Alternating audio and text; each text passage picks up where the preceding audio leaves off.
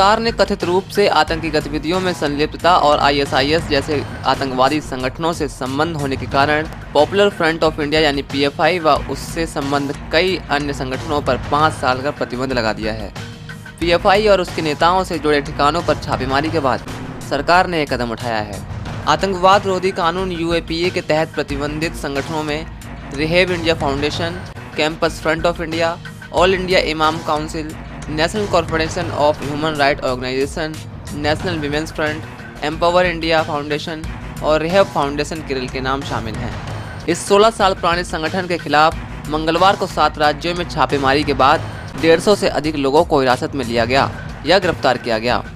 इससे 5 दिन पहले भी देश भर में पीएफआई से जुड़े ठिकानों पर छापेमारी की गई थी और करीब 100 से अधिक लोगों को उसकी कई गतिविधियों के लिए गिरफ्तार किया गया था, जबकि काफ़ी संख्या में संपत्तियों को भी जब्त किया गया। संगठन के सबसे मजबूत गढ़ केरल से अब तक सबसे ज़्यादा गिरफ्तारियां हुई हैं। केंद्रीय गृह मंत्रालय की ओर से मंगलवार देर रात जारी एक अधिसूचना के अनुसार पीएफआई के कुछ संस्थापक सदस्य student Islamic movement of India के नेता हैं और पीएफआई के जमात उल मुजाहिदीन बांग्लादेश से भी जुड़े हैं। अधिसूचना में कहा गया कि पीएफआई के Islamic state of Iraq and Syria यानी आईएसआईएस जैसे आतंकवादी संगठनों के साथ संबंधों के भी कई मामले सामने आए हैं।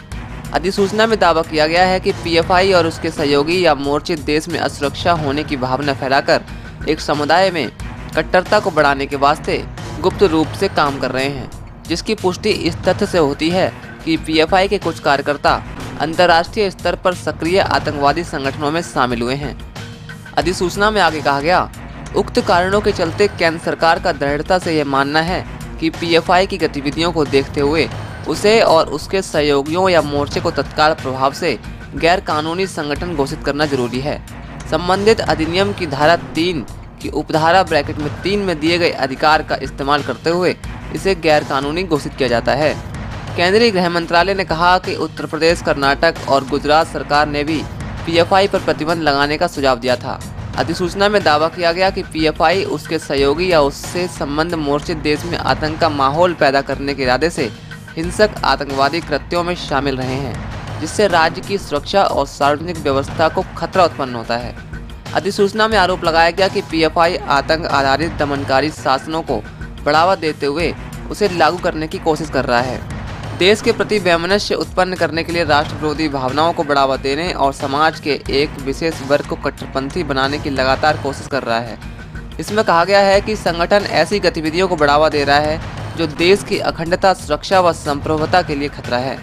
गृह मंत्रालय ने दावा किया कि जांच में पीएफआई और उसके सहयोगियों या मोर्चे के बीच संबंध के स्पष्ट सबूत मिले हैं। अधिसूचना में कहा गया कि रिहेब इंडिया फाउंडेशन पीएफआई सदस्यों के जरिए कोष एकत्रित करता है। पीएफआई के कुछ सदस्य Campus front of India, Empower India foundation और रिहेब फाउंडेशन केरल के भी सदस्य हैं। इसके अलावा जूनियर फ्रंट, ऑल इंडिया इमाम council, National Confederation of human right Organisation और नेशनल विमेंस फ्रंट की गतिविधियों पर पीएफआई के नेता नजर रखते हैं। अधिसूचना में कहा गया कि पीएफआई ने समाज के विभिन्न वर्गों जैसे युवाओं, छात्रों, महिलाओं, इमामों, वकीलों या समाज के कमजोर तबकों के बीच अपनी पहुंच बढ़ाने के लिए अपने अलग अलग मोर्चे बनाए, जिसका एकमात्र लक्ष्य अपना विस्तार करना, प्रभाव बढ़ाना और धन एकत्रित करना रहा। केंद्र ने एक अन्य अधिसूचना में राज्य सरकारों को उन संगठनों के खिलाफ कार्रवाई करने का अधिकार दिया जो पीएफआई से जुड़े थे। उनकी गिरफ्तारी की जा सकती है और संपत्ति आदि जब्त भी की जा सकती है। गृह मंत्रालय ने कहा कि इन सहयोगियों या संबंधित संगठनों या मोर्चों का चोली दामन का साथ है। आयकर विभाग ने रिहेब इंडिया फाउंडेशन का पंजीकरण भी रद्द कर दिया है। आपको बता दें, पीएफआई ने बीते बृहस्पतिवार को कहा था कि राष्ट्रीय स्वयंसेवक संघ यानी आरएसएस के नियंत्रण वाली फासिस्टवादी सरकार द्वारा केंद्रीय एजेंसियों का दुरुपयोग कर विरोधियों को चुप कराने के प्रयासों के खिलाफ शुक्रवार को राज्य भर में हड़ताल की जाएगी। तो आपका इस पूरी वीडियो पर क्या कहना है और क्या सिर्फ पॉपुलर फ्रंट ऑफ इंडिया यानी पीएफआई को बैन कर देना देश की समस्या का हल है? क्या आरएसएस को बैन नहीं किया जाना चाहिए? आपकी इस पूरे मत पर आपका क्या कहना है, हमें कमेंट सेक्शन में ज़रूर बताएं। देखते रहिए मेडकर नामा, मेरा नाम पवन है। शुक्रिया।